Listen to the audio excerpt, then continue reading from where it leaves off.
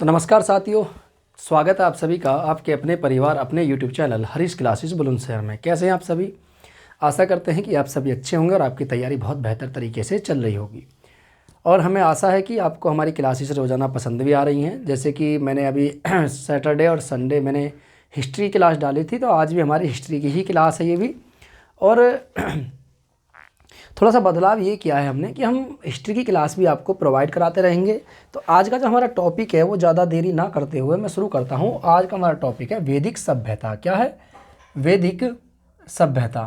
ठीक है, वैदिक सभ्यता। ठीक है, वैदिक सभ्यता यही हमारा आज का टॉपिक है, वैदिक सभ्यता। और वैदिक सभ्यता के अंतर्गत हमने बहुत सारी चीज़ों को हम देखेंगे अभी यहाँ पे।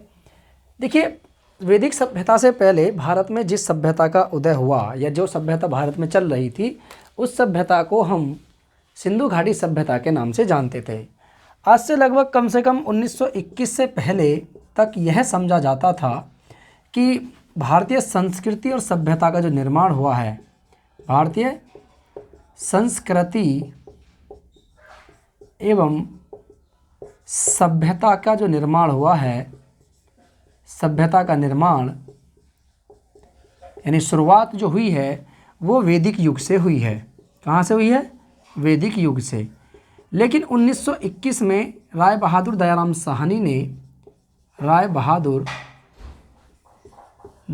साहनी ने इस तथ्य को झुठला दिया, क्योंकि इन्होंने 1921 में एक ऐसे स्थल की खोज करी जिसको हम हड़प्पा के नाम से जानते हैं।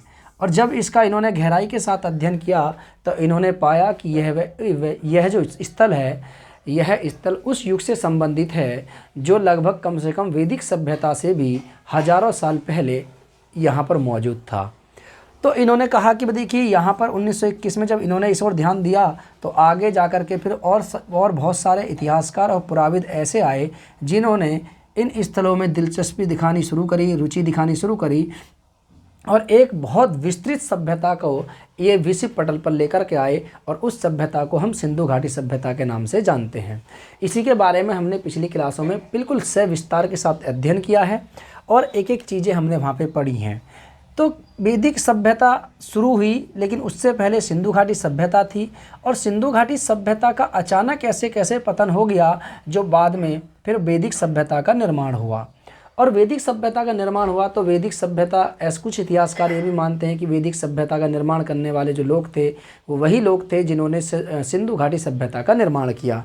लेकिन कुछ इतिहासकारों में अभी भी यह मतभेद है कि चलिए मान सकते हैं कि वैदिक सभ्यता का निर्माण आर्यों ने किया और वही लोग थे जिन्होंने सिंधु घाटी सभ्यता का भी निर्माण किया। लेकिन इस बात का तथ्य किस बात से लगाया जा सकता है कि जो लोग पहले नगरों में रहते थे, अचानक उन्होंने अपने आप को इस तरीके से कैसे ढाल लिया कि वो गाँव में, जो पक्के मकानों में रहते थे फिर कच्चे मकानों में रहने लगे, जो नगरों में रहते थे वो गांव में रहने लगे। जिनका मुख्य व्यवसाय पहले व्यापार था, कैसे उनका मुख्य व्यवसाय फिर पशुपालन हो गया, पशुचारण एक जनजाति के रूप में बदल गया। तो यहाँ पर ये बात को लेकर के कहीं ना कहीं बहुत सारे इतिहासकारों में मतभेद अभी भी आज भी मौजूद हैं। ठीक है, लेकिन कुछ इतिहासकार ये मानते हैं कि सिंधु घाटी सभ्यता के लोगों के द्वारा ही वैदिक सभ्यता का निर्माण किया गया था। लेकिन ये बात अभी भी कहीं ना कहीं तक तथ्य गलत हैं बहुत सारे।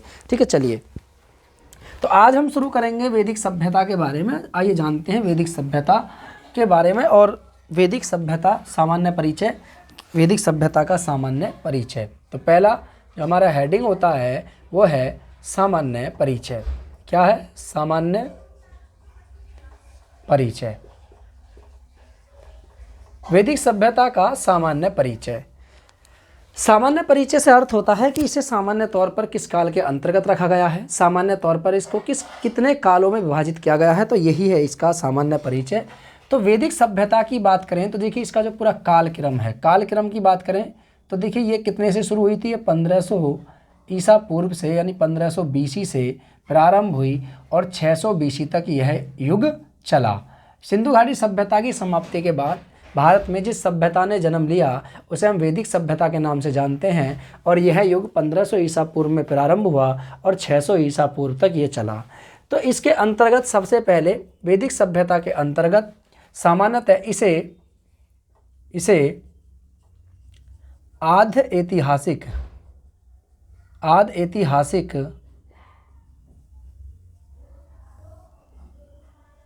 काल के अंतर्गत रखा गया है। यानी वैदिक सभ्यता को आदि ऐतिहासिक काल के अंतर्गत रखा गया है। इसे आदि ऐतिहासिक काल के अंतर्गत क्यों रखा गया है? क्योंकि इतिहासकार जब इतिहास लिखने के लिए पहुँचे, यानी इस युग का जब इतिहास लिखने के लिए पहुँचे, तो वो निर्भर रहे केवल पुरातात्विक स्रोतों पर ही। यहाँ की जो चीज़ें अभी तक हमारे पास प्राप्त हुई हैं, मौजूद हुई हैं, उन चीज़ों को हम पढ़ नहीं पाए हैं। यानी कहने का मतलब आदि ऐतिहासिक काल एक ऐसा युग जहाँ पर इतिहासकार इतिहास लिखने के लिए पहुँचा तो वह निर्भर रहा केवल पुरातात्विक स्रोतों पर ही, अर्थात इस काल की जानकारी हमें केवल पुरातात्विक स्रोतों के आधार पर ही मिलती है। यहाँ के कोई लिखित साक्ष्य हमारे पास प्राप्त नहीं हुए हैं। लिखित साक्ष्य प्राप्त ना होने के कारण इस काल को आदि ऐतिहासिक काल के अंतर्गत रखा गया है। ठीक है, चलिए सामान्यतः इस काल को 2 भागों में बांटा गया है। ठीक है, काल कितने भागों में बांटा गया? इसके भाग की बात करें तो ये जो युग है, इस सभ्यता को 2 भागों में बांटा गया। कितने भाग हैं? 2 भाग। 2 भाग कौन कौन से हैं? तो 2 भागों में एक आता है आपके ऋग्वैदिक काल। कौन सा? ऋग्वैदिक काल। एक काल आता है इसका ऋग्वैदिक काल, या इसे पूर्व वैदिक काल भी कहते हैं। पूर्व वैदिक काल भी इसे कहा जाता है।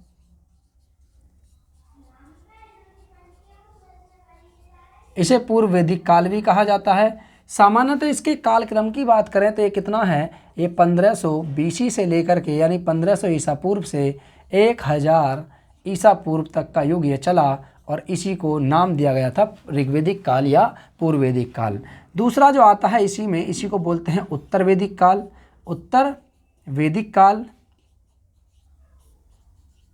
उत्तर वैदिक काल या इसे उच्च वैदिक काल भी कहते हैं, याद रखना, या उत्तरोत्तर वैदिक काल भी इसे कहा जाता है। सामान्यतः जो युग चला था वो युग चला था कब से कब तक? यह युग चला था 1000 ईसा पूर्व से, यानी 1000 BC से 600 BC। 1000 ईसा पूर्व से लेकर के 600 ईसा पूर्व के मध्य जो युग चला, इस युग को ही नाम दिया गया है उत्तर वैदिक काल। क्योंकि यहाँ पर मानव के जीवन में कुछ परिवर्तन आता चला गया। जो सभ्यता पहले पूरी तरीके से एक ग्रामीण जीवन जी रही थी, पूरी तरीके से पशुपालन कर रही थी, वहीं उत्तर वैदिक काल में आते आते लोहे की खोज हो जाने के कारण मानव का जीवन पूरी तरीके से परिवर्तित हो गया, और मानव ने अपने आप को यहाँ परिवर्तित किया। और धीरे धीरे आते आते, यानी कहने का मतलब ये कि 600 शताब्दी ईसा पूर्व तक आते आते मानव ने पूरी तरीके से फिर से ग्रामीण सभ्यता से नगरीय सभ्यता की ओर प्रस्थान किया, और यहीं पर एक युग चला जिसे लोह युग कहते हैं। 1000 ईसा पूर्व से लेकर के आज तक जो युग चल रहा है इसी को लोह युग कहा जाता है। लेकिन 600 ईसा पूर्व तक आते आते लोह युग पूरी तरीके से मानव के जीवन में ठीक है क्या हो गया था? आ चुका था। ठीक है, चलिए यहाँ तक समझ में आया, कोई दिक्कत तो नहीं है। चलिए, तो ये था सामान्य परिचय। पहली बात तो इसे आदि ऐतिहासिक काल के अंतर्गत रखा गया है। ऋग्वैदिक काल, उत्तर वैदिक काल। वैदिक शब्द वेद से बना है। किससे बना है? वैदिक शब्द की बात करें तो देखिए, वैदिक जो शब्द है, वैदिक शब्द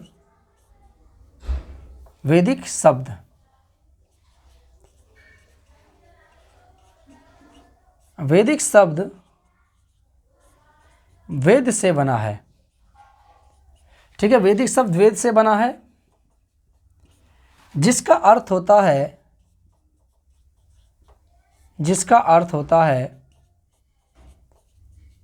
है ज्ञान। वैदिक शब्द वेद से बना है जिसका अर्थ होता है ज्ञान। सामान्यतः वैदिक सभ्यता के जो निर्माता थे, इन्हें किसे कहा जाता है? निर्माता। निर्माता की बात करें तो देखिए, वैदिक सभ्यता के जो निर्माता थे वो किसको माना जाता है? वैदिक सभ्यता के निर्माता आर्यों को माना जाता है। किसको माना जाता है? इस सभ्यता के निर्माता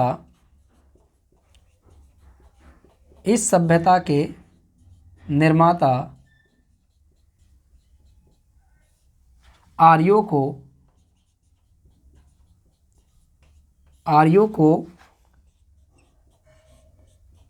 माना जाता है। इस सभ्यता के निर्माता आर्यों को माना जाता है। आर्य शब्द संस्कृत भाषा का शब्द है। ठीक है, यहाँ तक दिख रहा ना। चलिए, आर्य शब्द जो है ये एक संस्कृत भाषा का शब्द है। आर्य शब्द कैसा है? आर्य शब्द की बात करें तो यह जो शब्द है आर्य, आर्य शब्द संस्कृत भाषा का, संस्कृत भाषा का शब्द है। ठीक है, आर्य जो शब्द है ये संस्कृत भाषा का शब्द है, जिसका अर्थ होता है श्रेष्ठ या कुलीन। मैं यहाँ लिख देता हूँ इधर, जिसका अर्थ होता है, आर्य का अर्थ क्या होता है? आर्य का अर्थ होता है, ठीक है, आर्य का अर्थ होता है श्रेष्ठ या कुलीन। अब देखिए, आर्यों ने अपने आप को श्रेष्ठ या कुलीन क्यों कहा? देखिए, आर्य एक चरावाहा जनजाति थी। यह कबीलों के रूप में भारत के क्षेत्रों में इन्होंने प्रस्थान किया। जब भारत के क्षेत्रों में इन्होंने प्रस्थान किया तो उस समय अपने साथ एक भाषा और एक पशु लेकर के आए थे। तो भाषा जो बोलते थे ये एक विशेष प्रकार की भाषा बोलते थे, जिसे आज हम संस्कृत भाषा कहते हैं। तो आर्य जब भारत आए तो भारत आने के साथ साथ ये एक भाषा लेकर आए। उस भाषा को आज हम संस्कृत भाषा बोलते हैं। तो संस्कृत भाषा बोलने के कारण इन्होंने अपने आप को श्रेष्ठ या कुलीन कहा। आर्य जो शब्द है वो किसी जाति को इंडिकेट नहीं करता है, बल्कि एक ये भाषा को इंडिकेट करता है। तो आर्य शब्द संस्कृत भाषा का शब्द है, जिसका अर्थ होता है श्रेष्ठ या कुलीन। इस प्रकार हम कह सकते हैं कि आर्य किसी जाति विशेष शब्द से नहीं है, बल्कि एक भाषा सूचक शब्द है, जो ये इंडिकेट करता है कि आर्य को किस प्रकार की भाषा बोलते थे, किस तरीके की भाषा का ये इस्तेमाल करते थे, भाषा जो थी इनके द्वारा प्रयोग की जाती तो वो कौन सी भाषा थी। इस प्रकार से इन्होंने अपने आप को श्रेष्ठ कहा। तो आर्य शब्द श्रेष्ठता को प्रदर्शित करता है, कुलीनता को प्रदर्शित करता है, ना कि जाति को। ठीक है, चलिए, तो आर्य जो शब्द है वो, आर्य शब्द का जो अर्थ होता है वो श्रेष्ठ या कुलीन। आर्यों ने अपने आप को श्रेष्ठ या कुलीन कहा। आर्य शब्द भाषा सूचक शब्द है। कैसा शब्द है? यह भाषा सूचक शब्द है, जाति सूचक नहीं। जाति सूचक शब्द नहीं है। तो आर्य जो शब्द है ये भाषा सूचक शब्द है, ये भाषा को इंडिकेट करता है, जबकि जाति को इंडिकेट नहीं करता। ठीक है, वैदिक साहित्यों को श्रुति साहित्य भी कहा जाता है। याद रखना, देखिए, वेद जो थे, वेदों के बारे में हमें जानकारी मिलती है और वेदों के बारे में हमने अध्ययन भी किया है, पढ़ा है।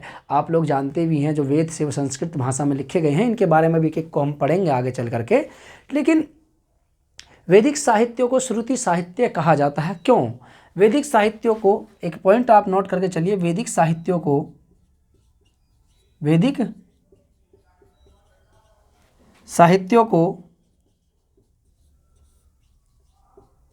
श्रुति साहित्य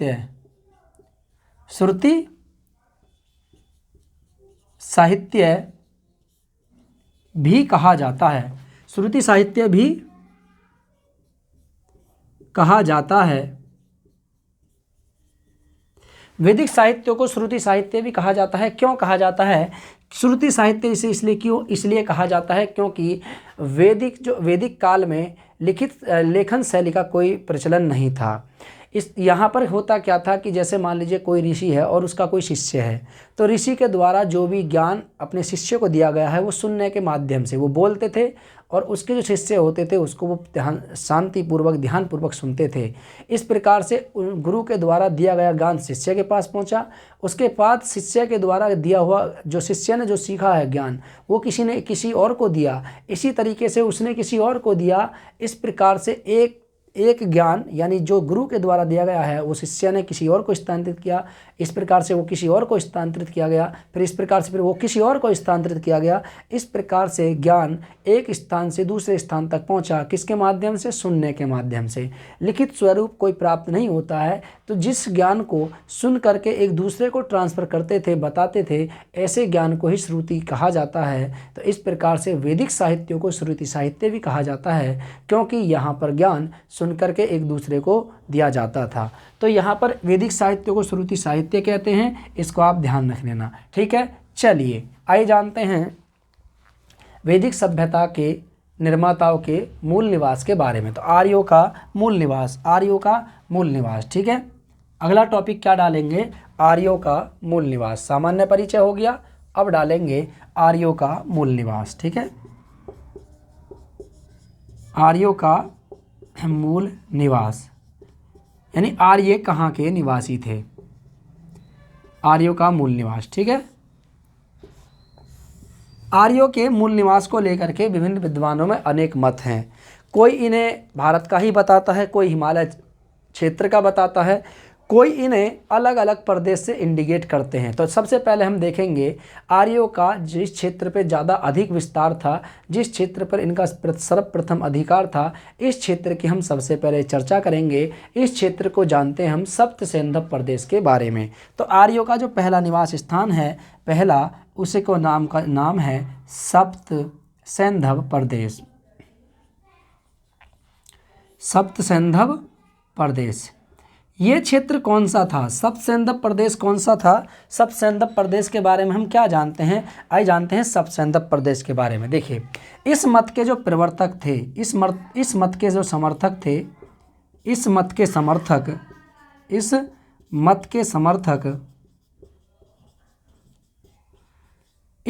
समर्थक डॉक्टर अविनाश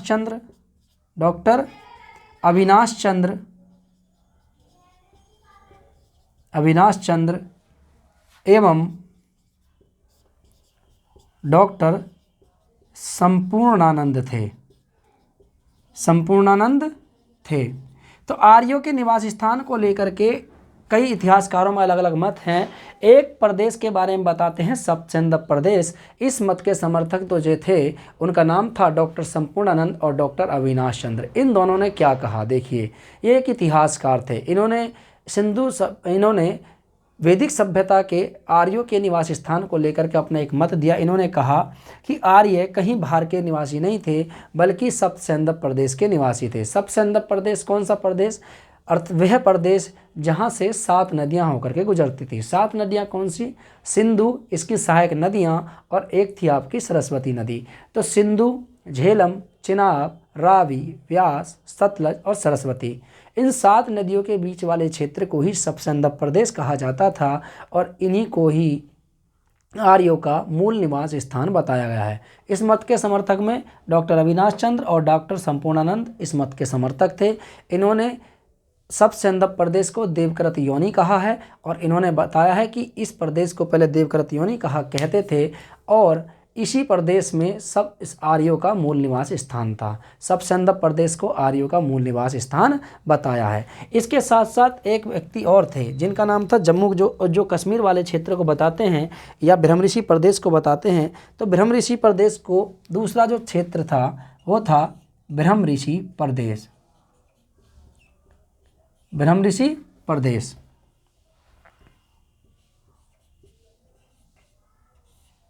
ब्रह्मऋषि प्रदेश या ब्रह्मऋषि क्षेत्र, दूसरा क्षेत्र। इस मत को मानने वालों में कौन थे, इनका नाम था पंडित गंगानाथ झा। इस मत के समर्थक कौन थे, इस मत के जो समर्थक थे उनका नाम था पंडित गंगानाथ झा, ठीक है। इस मत के समर्थक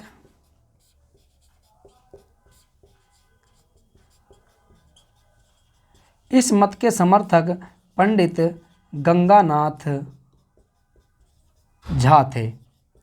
कौन थे, पंडित गंगानाथ झा। पंडित गंगानाथ झा ने ब्रह्मऋषि प्रदेश को आर्यों का निवास स्थान बताया। अब ये प्रदेश कौन सा है, देखिए, आर्य सर्वप्रथम बाहर से आए, और बाहर से आने के बाद इन्होंने अपना निवास स्थान सप्त सैंधव प्रदेश को बनाया। जब इन्होंने अपना निवास स्थान सप्त सैंधव प्रदेश को बनाया, तो उस समय मैंने बताया था कि वैदिक सभ्यता की जो शुरुआत होती है वो 1500 ईसा पूर्व में वैदिक सभ्यता का निर्माण हो जाता है। वैदिक सभ्यता 1500 ईसा पूर्व से 1000 ईसा पूर्व तक चलती रही, और 1000 ईसा पूर्व में 1000 ईसा पूर्व के समीप यानी 1000 बीसी के समीप एक मानव के द्वारा एक नई धातु की खोज की जाती है। ऐसा नहीं था कि धातु नहीं थी, वो पहले धातु थी, लेकिन मानव ने एक ऐसी मजबूत धातु की खोज करी जिससे मानव का जीवन पूरी तरीके से परिवर्तित होने वाला था, और इस धातु को उन्होंने नाम दिया लोहा। तो 1000 ईसा पूर्व के आसपास एक नई धातु की खोज करी गई थी मानव के द्वारा, और ये लोहा कहाँ से खोजा गया? उत्तर प्रदेश यूपी के एटा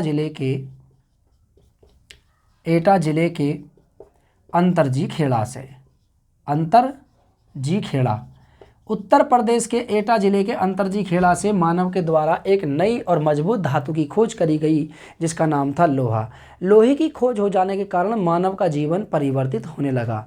जो पहले पशुपालन करते थे अब वो कृषि की ओर ध्यान देने लगे, और 1000 ईसा पूर्व तक मानव ने लोहे के बारे में जानना सीख लिया, और लोहे के बारे में इनको पता चल गया था कि लोहा भी एक धातु है और इसका हम दैनिक जीवन में उपयोग कर सकते हैं। धीरे धीरे लोहे के बारे में इनको जानकारी होती चली गई, और लगभग कम से कम 950 ईसा पूर्व तक आते आते लोगों को यह महसूस हो गया, यानी इस काल के लोगों को, इस काल के मानव को यह महसूस हो गया कि लोहे का हम प्रयोग कैसे करेंगे, कहाँ करेंगे, किस क्षेत्र में करेंगे।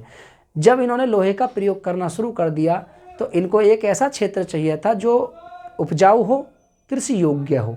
ऐसे क्षेत्र की तलाश में ये सब सेंधव प्रदेश को छोड़ करके इधर उधर जाने लगे, और जब लोहे का व्यापक रूप से प्रयोग होने लगा तो इन्होंने सब सेंधव प्रदेश को छोड़ करके आगे वाले क्षेत्र की ओर बढ़े, यानी ये पूरब की ओर बढ़ना इन्होंने शुरू कर दिया। और पूरब की ओर बढ़ करके ये कहाँ पहुँचे? ये एक ऐसे क्षेत्र में पहुँचे जो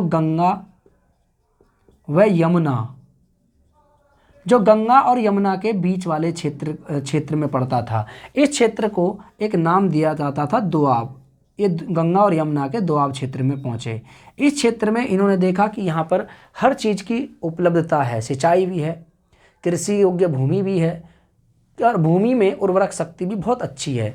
तो इन्होंने इस क्षेत्र में लोहे का व्यापक रूप से प्रयोग किया, और जब प्रयोग किया तो परिणाम इन्होंने कुछ अच्छा पाया, और इन्होंने धीरे धीरे इस क्षेत्र पे पूरी तरीके से कब्जा कर लिया, और इन्होंने इस क्षेत्र को नाम दिया ब्रह्म ऋषि प्रदेश। जब इन्होंने इस क्षेत्र को ब्रह्म ऋषि प्रदेश नाम दिया तो इसी प्रदेश को पंडित गंगानाथ झा ने आर्यों का मूल निवास स्थान बताया है, और इन्होंने कहा है कि आर्य कहीं बाहर से नहीं आए थे बल्कि आर्य यहीं के एक निवासी थे।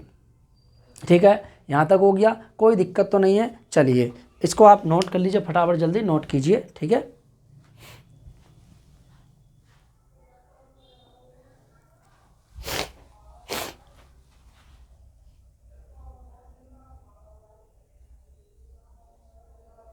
चलिए यहाँ तक हो गया। अब देखते हैं, आइए जानते हैं कि आर्यों का निवास स्थान कश्मीर वाले क्षेत्र को किसने बताया है। ठीक है, यहाँ तक हो गया। चलिए एक क्षेत्र और आता है, इसे नंबर 3 की बात करें तो एक क्षेत्र और है आर्यों का, कश्मीर क्षेत्र। कश्मीर क्षेत्र। ठीक है, इस मत के समर्थक कौन हैं? इस मत के जो समर्थक हैं, इस मत के समर्थक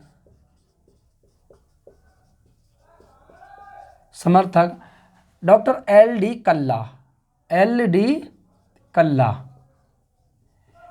कल्ला ने आर्यों का मूल निवास स्थान कश्मीर क्षेत्र को बताया है। इन्होंने कहा है कि आर्य कहीं बाहर के निवासी नहीं थे बल्कि यहीं के निवासी थे, कश्मीर वाले क्षेत्र में रहते थे। इन्होंने हिमालयी क्षेत्र को इसका निवास स्थान बताया है, और हिमालय क्षेत्र मतलब कश्मीर क्षेत्र, यानी कश्मीर वाला भाग हिमालय क्षेत्र। इसके अंतर्गत कुछ थोड़ा सा तिब्बत वाला क्षेत्र भी आता था जो पहले भारत का ही हिस्सा था, लेकिन अब तो आपको पता है ये चीन वाले कब्जे में है, चीन के कब्जे में है ये वाला क्षेत्र। और इसको सबसे पहले चीन का अधिकार साबित करने का जो देश था, जो बताया कि हाँ भाई इस पर चीन का ही अधिकार है, वो भारत ही था। तो भारत ने सबसे पहले स्वीकार किया था कि तिब्बत वाले क्षेत्र पर चीन का अधिकार है। ठीक है, तो कश्मीर क्षेत्र ये वाला हो गया।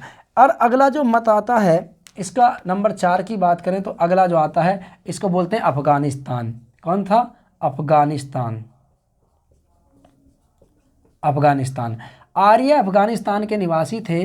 अफगानिस्तान को देवी का प्रदेश भी कहा जाता था, देवी का प्रदेश। इस मत के जो समर्थक थे इसे देवी का प्रदेश भी कहते थे। क्या बोलते थे? देवी का प्रदेश। देवी का प्रदेश भी इसे कहा जाता था। इस मत के समर्थक, इस मत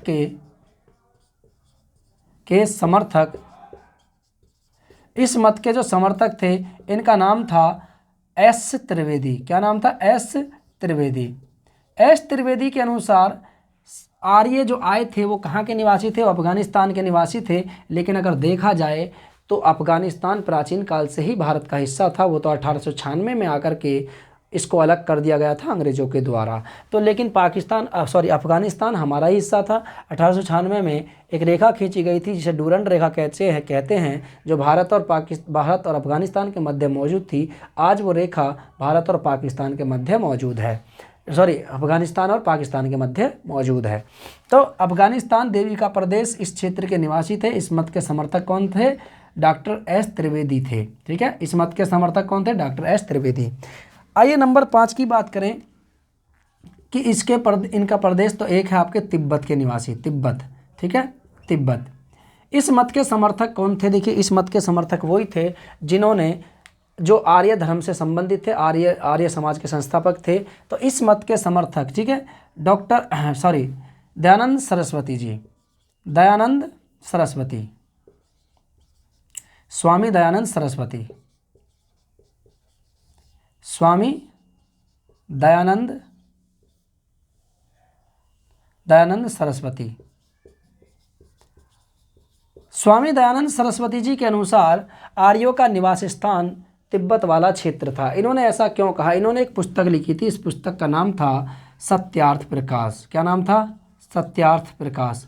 सत्यार्थ प्रकाश पुस्तक में इन्होंने आर्यों का निवास स्थान कौन सा क्षेत्र बताया? तिब्बत का क्षेत्र बताया। इन्होंने ये कहा कि आर्य तिब्बत के निवासी थे और तिब्बत वाले क्षेत्र से ये कहाँ की तरफ चले? पश्चिम की ओर चले। और इनको एक ऐसा क्षेत्र मिला जिसको इन्होंने एक नया नाम दिया, सबसेंदप प्रदेश, और ये यहाँ पर आकर के बसे। और आर्य कहाँ के निवासी थे? तिब्बत वाले क्षेत्र के निवासी थे। ठीक है, पुस्तक सत्यार्थ प्रकाश, और सत्यार्थ प्रकाश में इन्होंने एक नारा दिया है, वेदों की ओर लौटो। अगली बात करें तो सर एक स्थल और आता है जो आर्यों का निवास स्थान है, वो है आपके उत्तरी ध्रुव। ये इम्पोर्टेंट है, ये भी बहुत बार पूछा गया है, उत्तरी ध्रुव। उत्तरी ध्रुव बताने वाले कौन थे? तो एक व्यक्ति और थे जिनका नाम था डॉक्टर बाल गंगाधर तिलक। तो बाल गंगाधर तिलक के अनुसार, बाल Gangadhar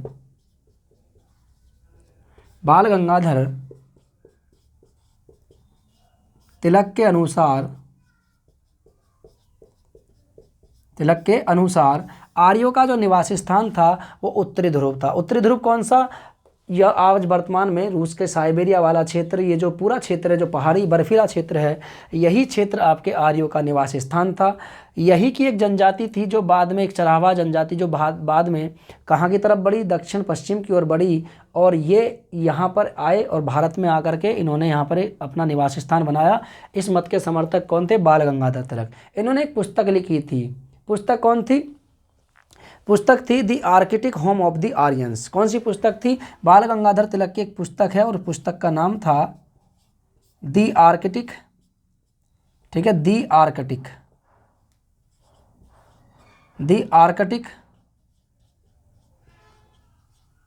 home of the Aryans. The Arctic home of the Aryans एक पुस्तक है, और इस पुस्तक में इन्होंने आर्यों का जो निवास स्थान बताया है वो कौन सा बताया है? वो उत्तरी ध्रुव वाले क्षेत्र को बताया। अभी आपके दिमाग में बहुत सारी चीज़ें चल रही हैं। आपने जो वास्तविकता के तौर पे पढ़ा है वो पढ़ा है आपने मध्य एशिया मैक्स मूलर के अनुसार। हम मैक्स मूलर पे भी अभी आएंगे। पहले मैं देख रहे थे कितने इतिहासकार आए जिन्होंने आर्यों के निवास स्थान को लेकर के अलग अलग मत दिए। तो आर्यों के निवास स्थान तिब्बत, उत्तरी ध्रुव के निवासी, तिब्बत के निवासी दयानंद सरस्वती जी के अनुसार, जो आर्य समाज के संस्थापक भी थे। उत्तरी ध्रुव बाल गंगाधर तिलक के अनुसार इन्होंने आर्यों का निवास स्थान उत्तरी ध्रुव वाला क्षेत्र बताया बाल गंगाधर तिलक ने। और इन्होंने एक पुस्तक लिखी थी Arctic home of the Aryans, यानी आर्यों का जो मूल निवास स्थान था वो उत्तरी ध्रुव था। इन्होंने ही इस पुस्तक में इसके बारे में वर्णन किया है, आर्यों के मूल निवास स्थान के बारे में। अब आते हैं, चलिए आइए जानते हैं जो आपके मन में बहुत देर से चल रहा था वो कौन सा है। तो वो है आपके मन में जो चल रहा है वो है मध्य एशिया। कौन सा है? मध्य एशिया। मध्य एशिया 7वां इनका स्थल आता है मध्य एशिया। मध्य एशिया, इस मत के समर्थक कौन थे? इस मत के समर्थक थे, इनका नाम था Max Muller. Max Muller Max Muller के अनुसार, मैक्स मूलर कौन थे? एक ईसाई थे और इनके अनुसार आर्यों का जो निवास स्थान था वो मध्य एशिया वाला क्षेत्र था। मध्य एशिया वाला क्षेत्र कौन सा? वो क्षेत्र जो आज वर्तमान यूक्रेन, रूस का जो दक्षिणी क्षेत्र है वो वाला, ठीक है, और कजाकिस्तान, उज्बेकिस्तान, तुर्कमेनिस्तान, ये जो संपूर्ण क्षेत्र आता है, कुछ क्षेत्र इसका ईरान वाला क्षेत्र आता है, इस क्षेत्र के निवासी थे।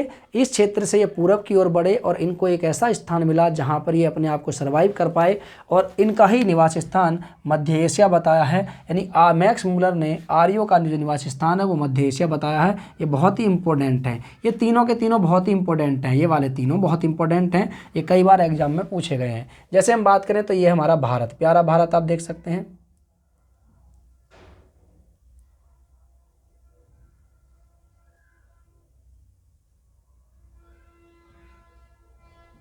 ठीक है, ये प्यारा भारत, ये भारत है। इधर वाले क्षेत्र से मध्य एशिया यहाँ है और इधर से ये आर्य भारत आए, इस तरीके से भारत आए, ये इस तरीके से भारत आए।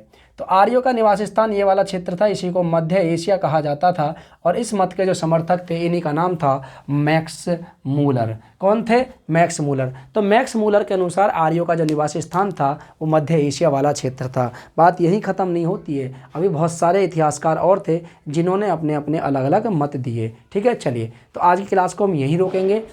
ये एक कह सकते हैं कि एक ट्रेलर था, फिल्म अभी बाकी है, तो ये अभी नॉर्मल जानकारी थी, अभी पूरी क्लास अभी बाकी है, तो आप लोग क्लास करना ना भूलें। अब हम आपसे मुलाकात करेंगे नेक्स्ट क्लास में, तब तक के लिए हमें आज्ञा दीजिए। नमस्कार, जय हिंद और सभी के लिए जय भारत, नमस्ते। नोट करते चलिए इसको भी साथ साथ।